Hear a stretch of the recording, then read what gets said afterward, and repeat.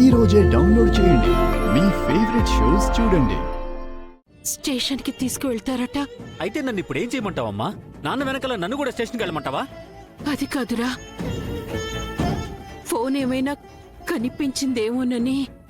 నేను అప్పుడే చెప్పాను కదమ్మా, ఈ ఫోన్లు గిల్లు నాకేం తెలియదని. నన్ను వదిలేయండి. అది కాదురా, మళ్ళీ వచ్చి ఎందుకు అడుగుతున్నానంటే వాళ్ళు 24 గంటలే టైం ఇచ్చారా. సరే అమ్మా, దొరికితే నేనే తెచ్చిస్తాను మీకు. నేనెవరికిస్తాను చెప్పు? మీకు కాక పట్టుకెళ్ళి అమ్మేసుకుంటానే నేను. నువ్వు వెళ్ళు.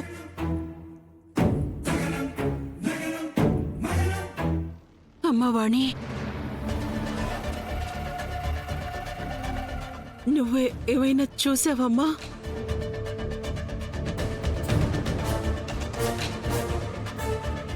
నన్ను అడిగావు కదమ్మా, మళ్ళీ దాన్ని అడుగుతావేంటి? కనిపిస్తే చెప్తుందిలే. నువ్వు వెళ్ళు. అత్తయ్య,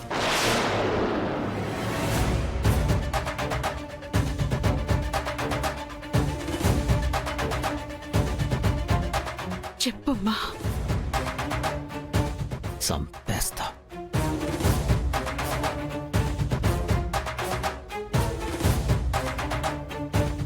ఏమైనా చెప్పాలనుకుంటున్నావా? ఏమైనా కనిపించిందా? చెప్పమ్మా. లేదత్తయ్య, నేనొకసారి ఇల్లంతా వెతుకుతాను. సరే అమ్మా.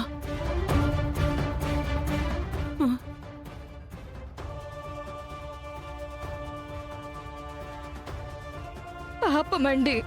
పాపాలు పుణ్యాలు లెక్కలేస్తూ కూర్చుంటే ఇదిగో ఇలా జీవితాంతం అద్దె కొంపులోనే మగ్గిపోతావు. నువ్వు నోరు మూసుకుని ఉండు చాలు, మిగతాదంతా నేను చూసుకుంటాను.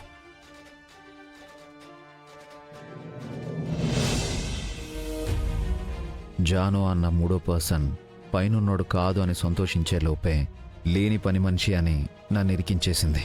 ఇప్పుడెలా? సార్, ఒక పని మనిషికి కాల్ చేసి పిలిపించడానికి ఎందుకంత ఆలోచిస్తున్నారు?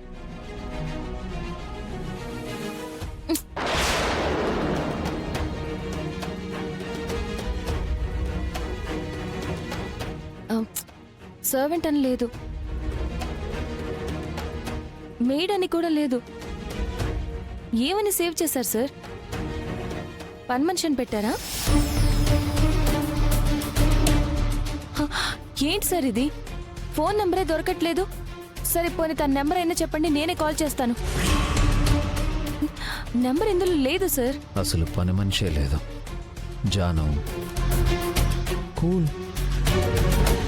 ఇప్పుడు పని మనిషిని పిలిపించడం అనేది చిటికెలో పని జాను. కానీ పిలిపించి అడిగితే తను మళ్ళీ బయటికి వెళ్ళి ఉన్నవి లేనివి కలిపి ప్రచారం చేస్తుంది. అప్పుడు మన గురించి నలుగురు 4 రకాలుగా మాట్లాడుకుంటారు. అది కాదు సార్, పిలిపిస్తే తను ఎందుకు ఇలా చేసిందో క్లారిటీ ఉంటుంది కదా sir. Yes Janu, you are right. నేను అక్కడికే వస్తున్నాను.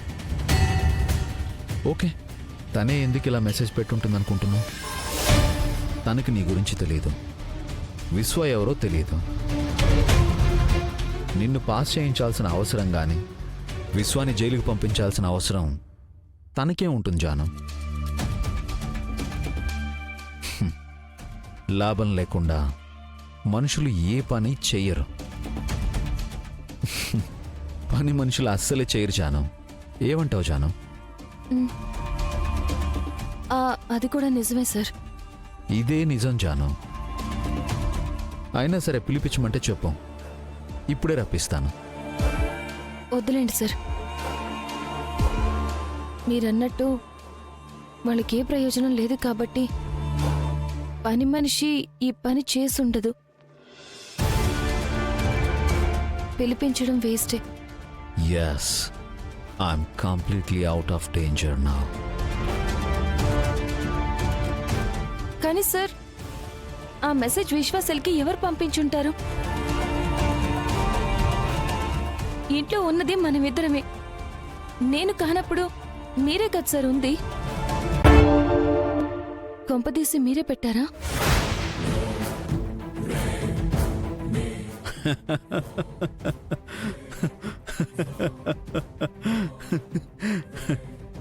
జాను, నిజంగా నేను మెసేజ్ పెట్టేవాడినే అయితే నేనే వెళ్ళి క్వశ్చన్ పేపర్ కొట్టేసి తెస్తానే గాని నా జాను కోసం నేను ఇంకొకరి హెల్ప్ ఎందుకు తీసుకుంటాను?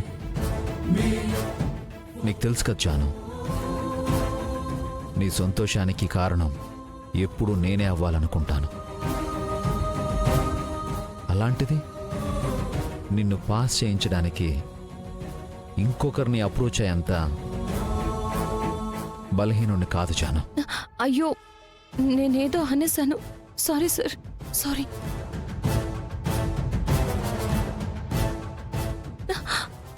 అయినా మూడో మనిషి కాక, మీరు కాక ఇంకా ఇంకా ఎవరున్నారు సార్ ఆ మెసేజ్ పెట్టడానికి? ఆ, ఇక మిగిలింది నువ్వే కదా జాను.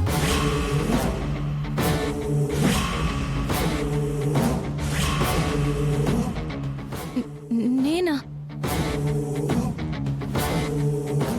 అంటే ఆ మెసేజ్ నేనే పెట్టానంటారా? అందులో తప్పే ఉంది అంటున్నాను జాను. లేదు సార్, నేను అలాంటి మెసేజ్లు ఎందుకు పెడతాను? కష్టపడి చదువుతాను, లేదంటే ఎగ్జామ్లో ఫెయిల్ అవుతాను, అంతే తప్ప ఇలాంటి పనులు నేను ఎప్పుడు చెయ్యను సార్. జాను, ఇంతకు ముందు వేరు, నీకు చదువుకునే టైం ఉండేది. కానీ ఇప్పుడు ఇల్లు, కాలేజు, చదువులు, ఇన్ని ప్రెషర్స్ మధ్య ఎగ్జామ్స్ అంటే ఎవరికైనా టెన్షన్ ఉంటుందిగా. అందుకే ఎలాగైనా పాస్ అవ్వాలనే తాపత్రయంలో వేరే దారి లేక నువ్వు మెసేజ్ పెట్టుంటావు. లేదు లేదు సార్, నేనే అలా చేశానంటే నా మీద నాకే అసహ్యం వేస్తుంది. జాను, కూల్ జాను. ఇందులో నువ్వు ఎందుకు ఇంత బాధపడుతున్నావో నాకు అర్థం కావడం లేదు జాను. ఎగ్జామ్స్ గురించి టెన్షన్ పడ్డావు, హెల్ప్ కావాలి అనుకున్నావు, క్యాజువల్గా ఫ్రెండ్కి మెసేజ్ పెట్టావు. అతను దాన్ని సీరియస్గా తీసుకుంటే మధ్యలో నువ్వేం చేస్తావు Janu? Janu, please cool, cool cool. ఒక్కటి గుర్తుపెట్టుకో, నువ్వేదో తప్పు చేశావని, నిన్ను తక్కువగా చూస్తానని ఎప్పుడూ అనుకోకు. నువ్వు మర్డర్ చేసి వచ్చినా సరే నీ ముందు నేనుంటాను. సార్,